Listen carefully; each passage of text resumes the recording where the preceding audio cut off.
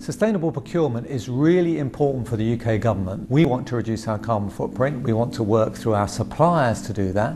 And actually, when you think about the £220 billion of public sector procurement, if we could incentivise ourselves and our suppliers to actually reduce their carbon footprint, this could be amazingly useful for us. CDP can play a hugely important role in making sure that we're coordinated and we don't impose an unnecessary burden on suppliers, but also that we get consistent information. Since 2000, CDP has requested information from corporations on behalf of investors and now hosts the world's largest database of self-reported corporate climate change information. What this means is that when government speaks to suppliers, they know that they're aligning themselves with best practice as it's been developed in the private sector over 8 years. The Carbon Disclosure Project already has the largest database of businesses and their carbon emissions in the whole world. The process of publishing carbon emissions for businesses teaches them and helps them to learn about what they can do to make a difference. People often ask me, how do I reconcile my responsibilities for cash value for money and efficiency with my responsibilities for sustainability? 9 times out of 10, what you would want to do for sustainability reasons, you would also want to do to release cash savings. I think the important thing for us in the context of the NHS was having a recognised and credible model that had been tested by industry and is recognised by industry. We then have a consistent approach that each individual NHS trust can apply. The armed forces and the Ministry of Defence need to play their part in mitigating the impacts of climate change. But ultimately, this has to be a partnership between the public and private sectors. And we need to use the emissions data that we're collecting to agree ways in which we can collectively reduce our emissions. We felt that as a Department for the Environment, we must be doing the Carbon Disclosure Project, or we must be asking our suppliers to disclose their emissions. The process enables us to have a better understanding of our suppliers' impacts. Having already spoken to our suppliers, we understood there were issues with a sort of myriad of different questionnaires going out to suppliers, and we wanted to make sure that we could communicate with them in the most effective way. DFT's found the benefits of the pan-government approach to be just understanding really where the commonality lies across government, and making sure that we're not bombarding our suppliers with a number of different requests for information. Companies and organisations are increasingly aware of climate change risk.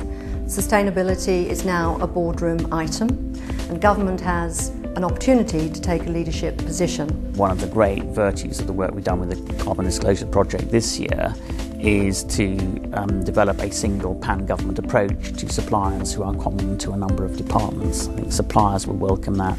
I think all departments will welcome that too, to know that there is actually central leadership of the programme. The pan-government approach has been trialled this year, and we've developed processes for dealing with the difficult issues. What this enables us to do is go on in future years with more departments and collaborate greater levels of spend, and government can play a critical role in sharing best practice between suppliers. Logica has been involved in the CDP since 2006. We've used it as the main tool to drive our reporting on carbon disclosure right across our organisation. It's been really fantastic for us. We've discovered cost savings. We've probably saved £10 million in various ways. I think high quality information is essential if you're going to be serious about this whole carbon reduction programme. We have to have the facts. Once we've got the facts, we can deal with them. We can spend our money where it has the most effect for us and for the planet as a whole. The benefits were, first of all, it made us start to look at our own carbon footprint because it's an intention that we've had for a long while, but that really gave us the initial push. That was very much the first benefit. We got an independent assessment of where we benchmark ourselves in the market, and it gave us some ideas and challenged our own preconceptions of what was happening to our own organisation. There's no downside. We see this as a learning process, and collaboration, I think, breeds competence and improved performance. I don't really see that there's any disadvantage to it. In fact, we've reaped a lot of advantages from it. It makes good business sense in its own right, and it makes more sense if everybody is using the same approach. One of the benefits of CDP is its benchmarking how you can see your relative performance year on year and in comparison with other similar companies. Sustainability is a journey that many departments and suppliers are on, with understanding being enhanced over time. And participation in this project allowed us to move forward with our government colleagues and our suppliers in a consistent and organised fashion, in which all the aims and objectives were clearly understood. Climate change is an issue for both government departments and private sector organisations. It is very important, therefore, that we develop methodologies that can be used by both.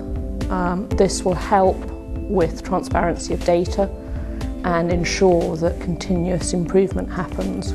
Our suppliers have responded positively to the CDP request. Suppliers have said to me that until they did this exercise, they hadn't realised exactly what their impacts were. So seeing the final number was quite a striking picture for them. People have to also see the opportunity that this change presents, and it's an enormous opportunity. It is the low carbon and the resource efficient who are going to inherit the future. If I may say so, I think the CDP is the gold standard for carbon reporting. It's an opportunity for us and our suppliers to get together and say, look, we all know that greenhouse gas emissions are critical for the future of the world. We all believe in reducing greenhouse gas emissions. What are we going to do as the suppliers to government? What are we going to ask our suppliers to do as the suppliers to government to help drive this agenda, which is so critically important? The importance of having really accurate data on greenhouse gas emissions for us is that it gives us an objective benchmark.